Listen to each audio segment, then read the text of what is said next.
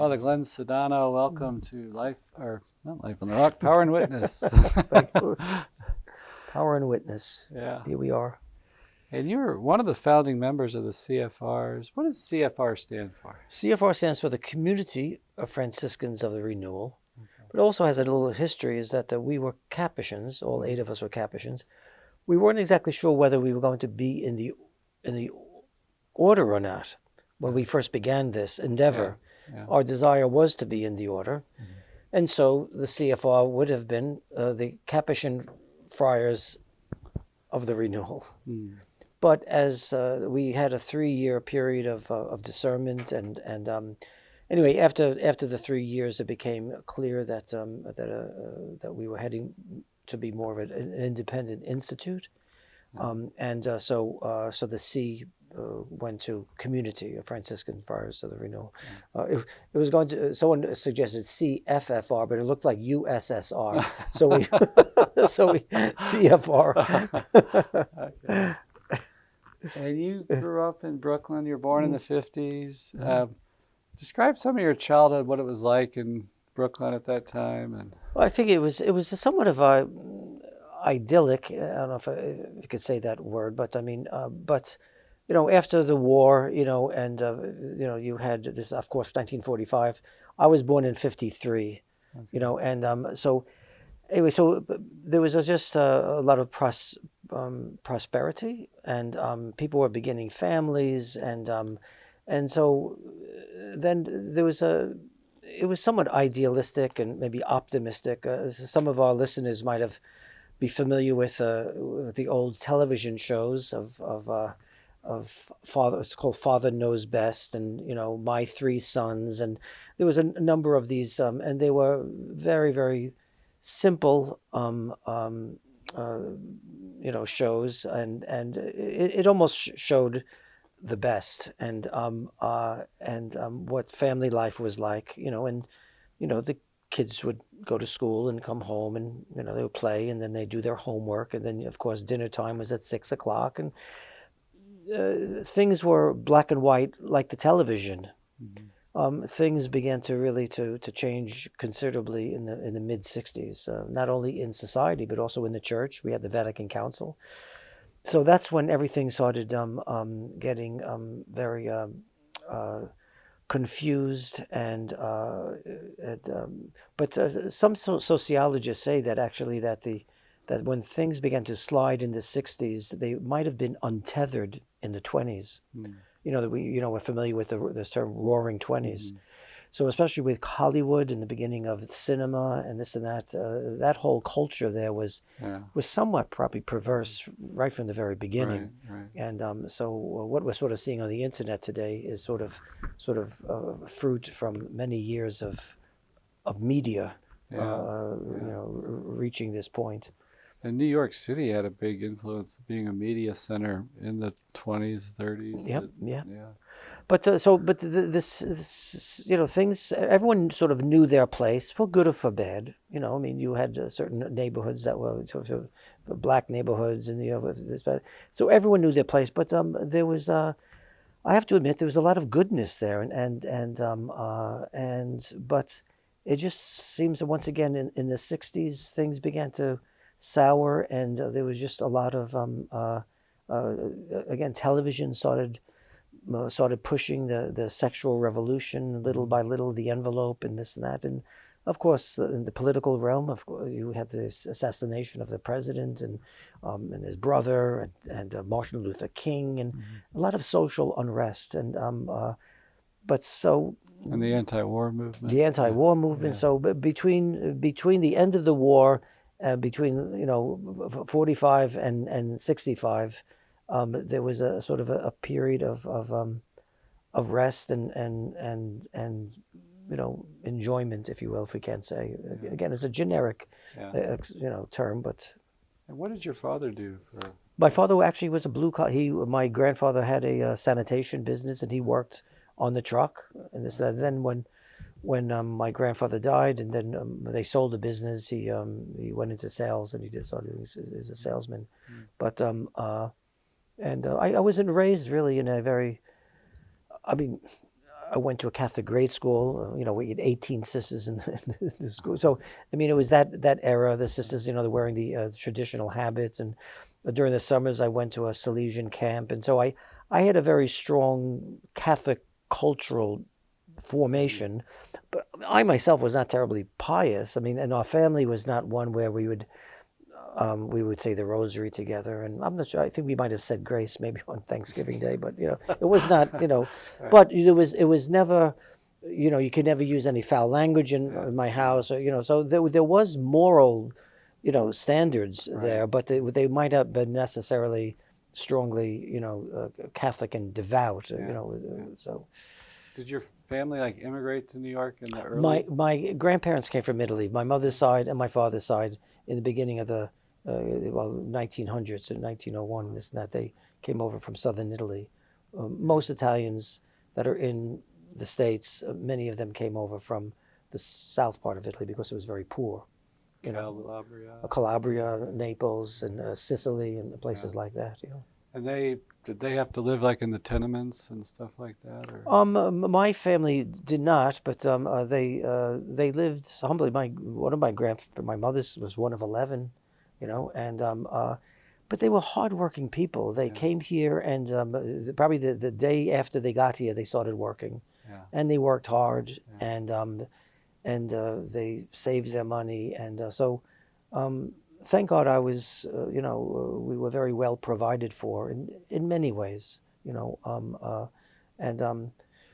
would, once again, I think that if my family was more deeply catechized and rooted in the church, all of us would have been better. Mm-hmm. But considering everything, none of my family members, nor I would have to say my cousins and this and that, no one really went off the edge, as, in terms of major drug addiction or anything like that, so. And your parents, then, what part of the city did they grow up? They grew up in Brooklyn themselves. Okay. Your grandparents moved out to Brooklyn quickly, or? Yeah, although my father's parents went to they landed. Of course, everyone landed in Ellis Island, and but they went out to Ohio. They must have, people sort of went to where they knew people. Oh, okay. When you're in Italy, you don't have an idea where Ohio is, right. And but they would go there because there was cousins was there or someone from your town. Yeah. And then anyway, they were in Ohio just, I think, for a year, and then went to Brooklyn. New York was a very strong Italian, stronghold, and basically New York and New Jersey. And would your grandparents spoke the modern Italian, or was it? No, actually, my father's side spoke Neapolitan, which is a dialect of Italian. My mother's side, while they were Italian, they're from Calabria. They spoke Albanese, which is an old Albanian, because the Albanians fled into southern Italy in the 1500s. Wow. So there was many towns in this. And in fact, I just went to an Albanian ordination just the day before yesterday. And so when I'm with Albanians, I tell them I'm Albanian. I'm really not, but they spoke Albanese, which is it's not a dialect. It's a different language. It's Albanian. But they spoke Italian, of course, themselves, but this was the language of their hometown in Calabria. Oh, so before they got here, they were speaking Italian as well. Yes, sure, yeah, and so their English was not very good. Yeah. So, but it's funny. I have one little anecdotal story. My grandfather every Christmas would give us a little what's called savings bonds. It's for our college education. And when you're a kid, you're not interested in getting an envelope, for Christmas. And my grandfather every Christmas would come by, and he was a man. He didn't speak too much, but probably because again his English was not well. And so he would bend down and he would give us the envelope and he would give us a kiss. Men always kiss, and he would say "Grijazan, Grijazan." Okay. So now as a kid, that's Grandpa. I don't know what it meant. And then you think I would ask, but no. So now years later, now I'm a friar, I'm a priest, and now I'm in Medjugorje, and I see my friend who is from the Bronx. And what are you doing here? No, so we're talking to one another. And so I said to her, so she says, well, I have to go. And so she gives me a peck, and she's Italian, but living in the Bronx. She gives me a little peck on the cheek to say goodbye. And what does she say to me? Grijazan. And I was frozen my track, and I said, I said, Nina, I said, my grandfather would say that to me. What does that mean? She says, grow holy. Oh, wow. Because the proper Italian is crescente, cresce, like crescendo, right? Crescente. But with the Neapolitan, the C becomes a G, grigia, and then you clip off the end, grigiazant. Grigiazant. I never knew what it meant. Grow holy. Yeah. How's that? Yeah, yeah.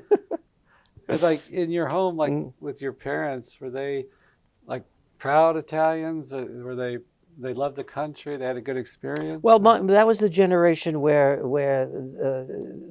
to be American.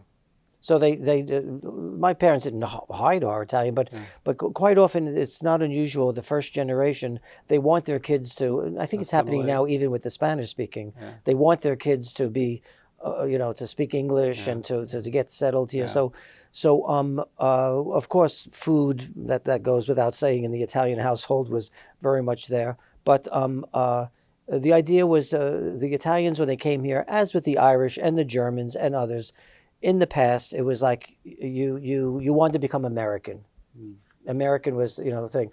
Now people are very conscious of their heritage, and they trying to rediscover their heritage wherever they're from. Right. But back then, they really wanted to become American. Yeah. I'm not sure that's the case with people coming from other countries today. I think they want to be here in the United States. They may want to get some money. They want to sell, but they want to maybe go back home with. Right. I'm not sure whether they really want to assimilate. Right. I'm not saying that as a criticism. Right. I'm just saying it's a different mentality. Yeah, yeah. And then you went to college in New York? Yes, I went to college, and I went to a community college for 2 years, not knowing what I was interested in, and then I thought of actually going to communication arts. So I studied communication arts at St. John's University, and I got a job through my aunt who worked at CBS. So I worked at CBS, the news in the news department.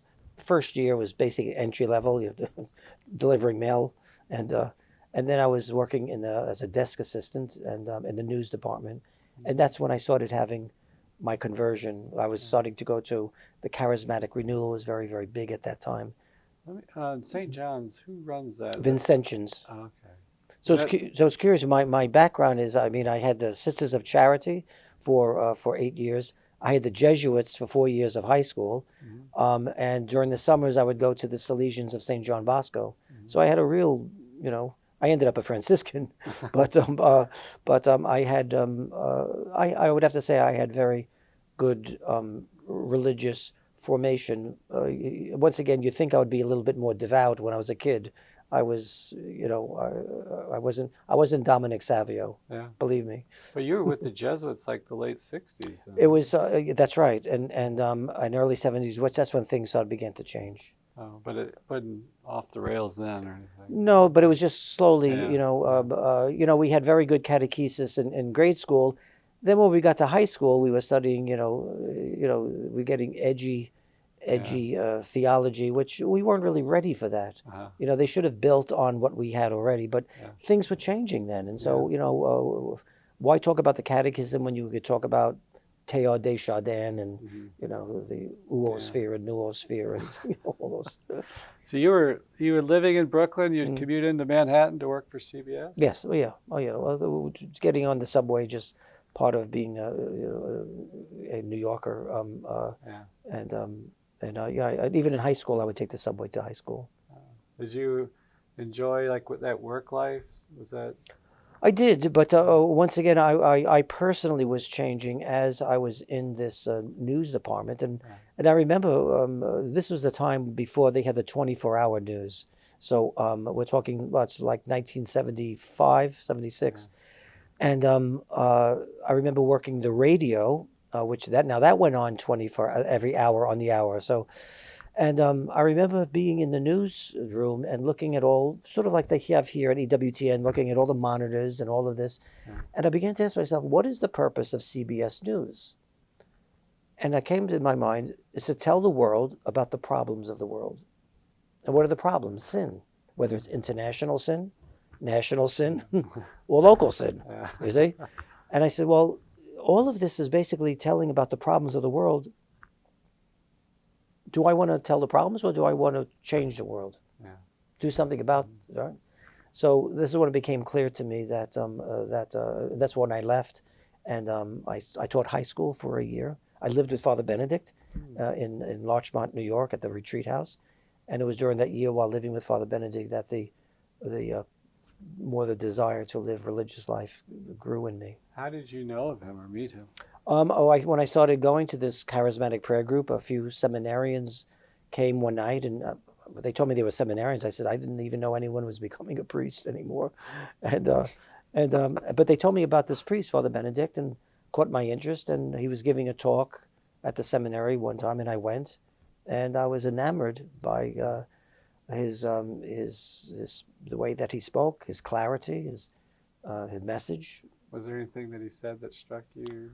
Well, I think he was talking about reform in the church, and before it was even, if you will, popular, and so it was a provocative and a very, very strong message, presented in a very cogent, clear and way that Father Benedict would speak. So it wasn't he wasn't rambling on or he wasn't angry, that type of thing. It wasn't, but it just made a whole lot of sense, and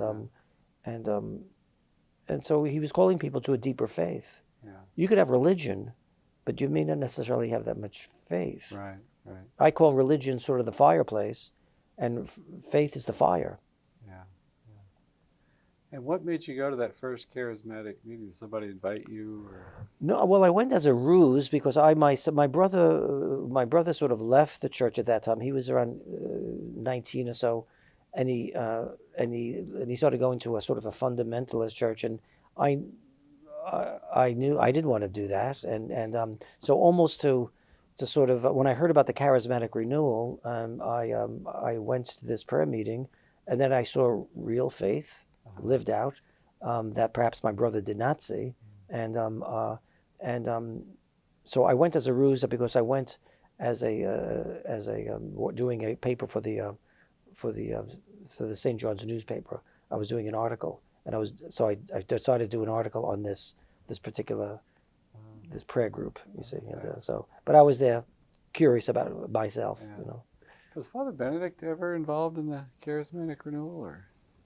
No, but not directly, but he would appreciate it. Any time that he saw real faith, he would appreciate it. So in terms of, you see people lifting up their hands in praise and this and that, he would not disparage that at all. And I think certainly as Franciscans, we recognize that there's various forms of prayer, whether it's devotional prayer, liturgical prayer, contemplative prayer, and charismatic prayer. Right. And if it's coming from a good source and good reason, and then it's good. If it's Catholic, if the Church allows it, embraces it, then we too. Yeah. And there was never in your youth any kind of inkling to be a priest or being inspired by a priest? Well, as I mentioned, that I was as a young man, I went to the Salesian of St. John Bosco, and once again at that time in the 50s. It was not unusual for a young Catholic kid to consider it. Today it would be very unusual. But then, the sister in the classroom would say, how many of you want to be a priest? Who want to be a sister? It was a sort of a common question or inclination that. So I remember being very impressed with the Salesians, but I sort of never really took that step. But it was a question that, again, I think at that time, almost any Catholic kid would at least be presented with, right. By the school, by the nun, or by someone, or maybe even by themselves, Yeah. So you're at Larchmont, and you decide to join the Franciscans? To join the Capuchins, and when I visited the order, I saw some things were not on, as they say, on fire in terms of faith. There was inroads of secularism at that time, which I was able to recognize. But I saw Father Benedict and a number of friars that were very, very fine men, and so I figured, well, let me get on board the boat, and I could do my part to sort of to maybe go in a good direction. And but after doing that for a few years, it began to, I guess the winds were sort of against us. Yeah, yeah. So that's why we got into our little 8-man boat, and Right. so I still I made my vows to be a Capuchin in 1982, and when we began our community in 1987, I saw it as a continuation of my Capuchin. I still see myself as a Capuchin. I didn't leave behind anything. Yeah. And what do you think, like, is the cause? It just seemed like such an upheaval in the church in the 60s and 70s. And what's your version of the cause? I'm not too sure whether, I mentioned faith. I'm not sure whether people's faith was very well rooted, because for it to be washed away so quickly, thousands of religious leaving and priests just simply just walking out. So I think that the Catholic culture was very strong, and I think it was like a trellis. It was holding up whatever spindly little, but so when you're being held up by the culture, and it's not in an interior edifice, it's not a real deeply rooted. I think when the edifice falls apart, you fall. Right. You see, it's almost like you can't stand on your own 2 feet just because you're being held up. Yeah. And so I think that people were maybe not really religious, may not have been well formed, and so there's a lot of different ingredients in this poison soup. Yeah. And I had a fascinating conversation one time with a gentleman and his wife, elderly couple, came to visit, and they were at St. Charles Seminary in Philadelphia, which I did a year there. Massive, huge place, right? And the height of it, I always thought the height of the numbers was in the 50s, but actually it was like 65, he told me, and it was like over 500 seminarians. That's right before they went off the edge.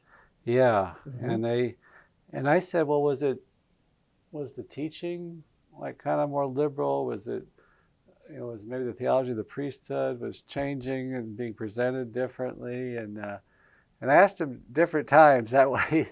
He thought the biggest impact actually was Vietnam War. That was such a huge... Well, the other thing he said, though, he thought it was inflated. There was, and he described it, he didn't say it was like a bad pressure, but there was a strong encouragement to try it out. And it kind of boosted the seminary numbers and stuff. Well, it could be. I'm sure. Again, there's a number of different ingredients in this, but I'm sure that's that might be there. Yeah. But after the council, I think there was just a lot of confusion. Yeah. I don't think religious orders knew how to form people, so you've been forming a person in a particular way for decades, right? All of a sudden, any hard-covered book or any old book that had a little bit yellow on the edges of it was thrown in the dumpster. So you simply just were beginning fresh. Right. And so the discipline of the past, which might have been very weighty and maybe over the top, but a lot of things were set aside. So people didn't know what kind of priests. I think that priests in the 60s were thinking that, well, the Vatican Council, we're going to be getting married anyway. Right. So why make a strong commitment to this? So there was a lot of confusion. Liturgically, there was a lot of confusion. There seemed to be, there wasn't a clear focus of where things should be. Curiously, like in Poland, which was under communism, their liturgical reform went slower. It was like, if you will, retarded, and it went slowly, and they sort of came out at the end even better. Right. But everything sort of changed on a dime. Anything that was old, an old altar, they just smashed with sledgehammers. Right. It was like and then I think there was what I call an adolescent excitement. It's almost like when your parents are away and you can have all the ice cream that you want. You know what I mean? It's like, So I think that there was, I think, this optimistic, that everything is great. We went to the moon. We have a Catholic president. We have, science is really going to, to help us. It's what we call technology today, and so there was this But I don't think there was a real mature spiritual rooting. Right. So anyway, so things collapsed, but things are growing again. Yeah. Yeah. I remember Father Marius told us a story that he was told, go ahead and get ordained, and Yeah. you'll be able to get married in a few years or Yes. something. Yeah. And Father Benedict, I remember Father Benedict had a meeting, he said, with the early priests, earlier, just to try to strengthen them, encourage Right. them. And he said that was very helpful to him. But Well, then it got to the point where in the seminaries they were, the Eucharistic devotion was verboten, was forbidden because that's private devotion. Right. You can't impose that on everyone. You couldn't say the rosary. I mean, if you tell lay people this today, they would look at you like you're crazy. But this is and this is why the laity don't understand what happened, why there was so many priests leaving, and why the numbers went down. They were in the dark about secularism and its effect in the church, and it's still affecting in the church. We'd like to think less so, but the devil doesn't sleep. Right. And you are the community of Franciscan Friars of the Renewal, and what are some of the elements of renewal? Like, what is the way out of this? What are some emphasis that maybe we should have? Well, Father Benedict made it quite clear that he kept going to this thing that renewal in the church, the reform of the church, begins with yourself. So it's ongoing conversion. Mm-hmm. So spiritual development was a very big theme with Father Benedict in a number of his books. And in fact, he was the director of spiritual development at the Archdiocese. So the idea is that you're always supposed to be growing. You're always supposed to be developing. Right. You're always supposed to be maturing. Mm-hmm. Which we all understand, but for many people, I think many of the people that go to Mass, even on Sunday, they have this idea: well, I'm a good person, I'm fulfilling my my obligation going to Mass. I don't hurt anybody. I'm really not that bad, and so I'm okay. Mm-hmm. But this idea of that, no, we have to continually grow. It's a conversion. Right. You don't convert. Convert means with a turn, right? But it's not simply just one turn. It's a continually turning. Right. It's a continuing turn. So if you have a person who's really intent on converting, even if they fall and they make a mistake, it's not all over. It's like, okay, they get up and they said, okay, now. Mm-hmm. So I think that this is the people seeking deeper faith, deeper holiness, greater fidelity, moving up the mountain. Mm-hmm. If you want to simply religion is simply just a walk in the park, right. Well, then it's going to be a walk in the park. Yeah. But a walk in the park actually goes downhill. Right. It goes downhill. But if you see the spiritual life as a mountain, then you're ready for anything. Yeah. Yeah. You're ready for the work, and you realize that you can't do it by yourself. Right. You realize that you need a guide. Uh-huh. You need equipment, and the weathers may not be good. You're going to get tired, or you're going to get sick, or there's going to be an avalanche. Either way, we're called to climb the mountain. Mm-hmm. And you personally, in your own devotional life or your spiritual life, what are some elements like you like to focus on, or that's helped you, or that's a firm peg for you that you? I think I could just maybe speak in recent years, and even with this thing with the farm, I think of trusting in divine providence, mm-hmm. not outrunning grace, meaning just allow the day, to do what we're called to do, and to trust in God. Yeah. That things can work out and will work out, but not. God has a different clock and calendar than all of us. And if we're trying to sort of control everything, control people, mm-hmm. control situations. So, we make a plan, and just because we made the plan or we made a schedule, that we somehow think that somehow that and when that doesn't happen, now we get upset, now we get angry, now we start complaining. Yeah. So now we do have to plan certain things in life, but we have to realize that there are more people in the world than me, and that sometimes what I decide may not be the best thing, and God certainly has other other plans. So I think trust is something that, and as I get older now, I'm learning to not to be anxious or angry or frustrated, and allow life to lead me. Yeah. Not like a New York second, or what do they say? A New York minute? Gotta have it right now, or Yeah, something. yeah. And in prayer life, what would you tell? I know people just seem to light up. Like as a priest, if I'm preaching, you start to talk about prayer. It's like it's like in the Gospels, right? They go to Jesus, teach us how to pray. Is there certain things you tell lay people about deepening their prayer? Well, considering the ambiance, or the environment that we're living in, which again is filled with so many distractions, to carve out every day a time and a place where you could be in silence, even if it's beginning with 10 minutes. The only time, this is why I'm curious, when you ask them about prayer, you ask them when they pray, they'll say they pray before they go to sleep. Why? Because they're in one place, they're quiet, there's no distractions, and finally they're left with themselves, and so they say their Hail Mary, or they say their whatever, and they go to sleep.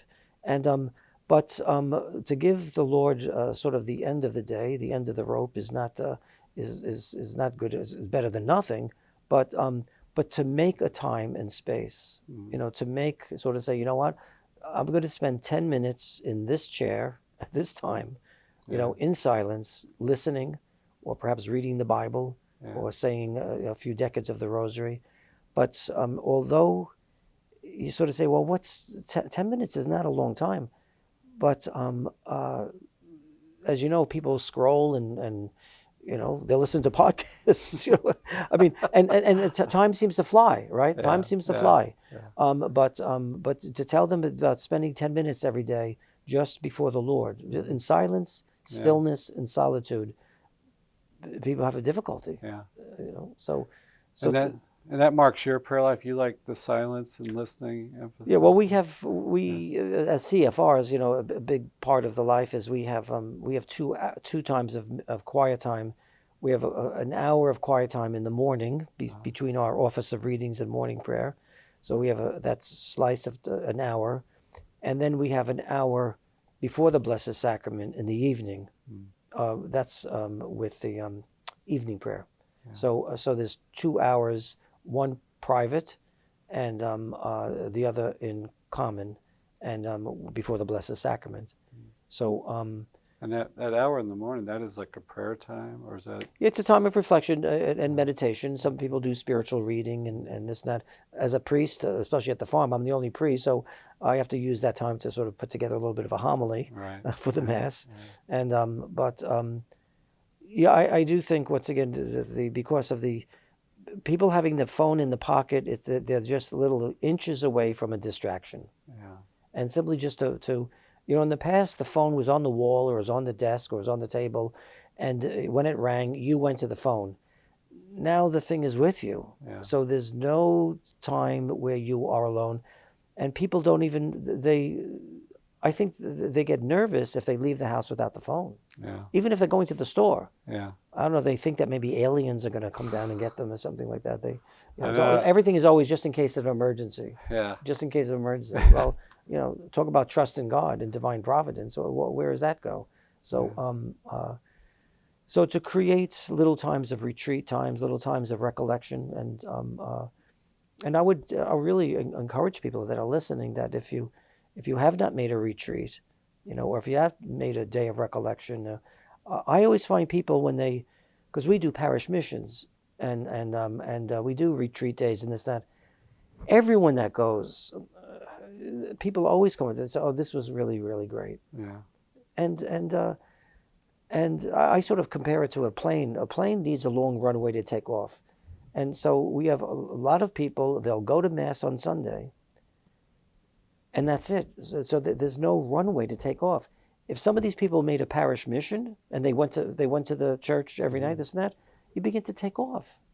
You get some. Then if they ever made a retreat, especially if they slept over, like a weekend retreat, these things are always fruitful because you're giving a certain amount of time to the spiritual life, to our Lord. But quite often, I'm not criticizing, but I'm just saying that the fact is that most people don't really give that much time to their interior life. Yeah. They'll give the 45 minutes on Sunday. They might throw a prayer around here again, once again at the end of the night. But most people really don't tend to the needs of the soul as much as we should. Yeah. And do you find you have like some favorite works that you like, prayer works or stuff that inspires you? Could be theology. Well, in terms of, I do enjoy the writings of Pope Benedict XVI. I find him very, not just intellectually but also spiritually very engaging. And but there's some authors that I sort of go-to authors that I like. Carol Houselander, the British laywoman who's a sort of a mystic and a prolific writer. I also enjoy, not all of his things I fully engage in, but Thomas Merton, the Trappist monk, and a lot of his, especially earlier writings, I find very helpful and engaging. And then what drew you to St. Francis? What attracted you about him? I'm not too sure. I think well, first of all, I'm Italian, so so maybe that's so. But I think just his heart and his devotion and his sincerity and his simplicity. Maybe these are all the qualities that I sort of subconsciously knew that I lacked, and that I needed. And that I wanted. But I did have a curious incident when I was a young boy. My aunt came back from a funeral, and she showed me the card, and on the card was a picture of St. Francis, and I looked at it, and for a fraction of a second, I sort of felt that there was some connection between. I don't know why. I can't even explain it to this day. But and then when I was a boy, every year on television, when they used to play religious programming during Easter and Christmas, some of our people who are listening may be familiar with it. There's a movie called The Miracle of Marcelino, and it's about a young boy that ends up at a Franciscan monastery or Franciscan friary. And I remember that made an impression on me as a boy. Oh. And did you ever meet John Paul II? Yes, twice actually. Once with... when we were in Rome seeing our Capuchin superiors, we happened to have a sort of an unexpected encounter with him, is because we were out in the square with thousands of other people, but where we were standing was happened to be a place where Pope John Paul II would be driving past his, what they call the Pope Mobile. He got out and he started walking down, greeting people and shaking hands, which was unexpected to us. And he came over to us, and Father Benedict grabbed his hands, and as almost as Father Benedict could do, within 30 seconds, gave an explanation of who we were, saying that we were Capuchin Reformed from the United States, and this and that we were there and wished to receive his blessing because, and the Holy Father looked at all of us as if he just quietly scanned us, and he said to him a little bit out loud, "Capuchin Reform," meaning like, did anyone tell me about this, or what is this? And then he wasn't scowling, but he was like looking, and then slowly he raised his hand and he says, "God bless you." So we got an unexpected blessing from the Pope, and but we have a picture of that encounter. And the other time I met him when he came to the seminary in Dunwoody. It was a very beautiful encounter. And I met Mother Teresa a few times too. So I met two canonized saints, and being so close to Father Benedict and maybe Father Andrew, maybe there might be two others. You never know. Father. And do you see, what are some lights that you see in the church and things that give you hope? Or Well, you keep hearing, and I'm in fact even being here at EWTN, and you sort of see it. There's all these little plants or these little shoots coming up, and so it reminds me sometimes when there's a forest fire and everything's just blackened and everything's dead. But then when you get to see these little, That's the New Yorker. you see these little green fluorescent, like bright green little shoots coming out of the blackened earth, Yeah. and you see them here and there, Yeah. so there's a lot of things going on Yeah. that we really don't know, and I think the enemy wants to keep us depressed or want to keep us angry. I've been telling people, especially during this past year, is be responsible to what you're responsible for.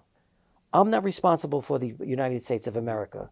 The president was elected. Whether a person agrees with the president or not, that's not. He has to do what he has to do. I'm not the president. Yeah. I'm not the mayor. I'm not the governor. Right. Okay? I'm not the Pope. Mm-hmm. So let them do what they're responsible for. Mm-hmm. Okay? God will judge. What about me? Yeah. What am I responsible for? Right. So I'm at where I am at a Holy Family Farm. Mm-hmm. I'm there. I have to attend to my responsibilities and not be distracted. Yeah. And I think that there's too much information, and there's too much information going around, and people, especially in the church, people who want to know what this one's doing, who's this one doing, and there's too much even religious information, mm-hmm. and it's distracting. Yeah. And I think the devil likes it. Yeah. Yeah. Because it can be, if it's not distracting, it's dissension. Right. And he works with both of those things. Yeah. I'm not saying to remain ignorant. Right. But people get really, they jump into these phrases about whatever the last thing that happened, what the bishop did, what the Pope said, what this said, and it's like, you know what? I don't have time. Personally, yeah. I don't have time for this. Right. I'm not going to make time for it because I got other things to do. Because in the end, we're all going to stand before our Lord, and He's going to ask, well, what did you do? Yeah. And once again, I tell people, when you look around and everything is shattered, it's like shards of pottery. Everything is shattered. You could complain. You could say, why is this? Or you could look between your toes and see two pieces and put them together like a jigsaw puzzle. Right. You do your part. These two pieces are between my toes. Uh-huh. I could put these two together. And then I'll find another piece near me. Yeah. Then I put that together. Right. That's what Jesus asked me to do. Yeah. Father Glenn, thank you so much for talking with us. Thank you for your work here these last couple of days. Oh, this is wonderful. I'm very, very pleased. Yeah. I hope that our listeners support EWTN and keep the lights on.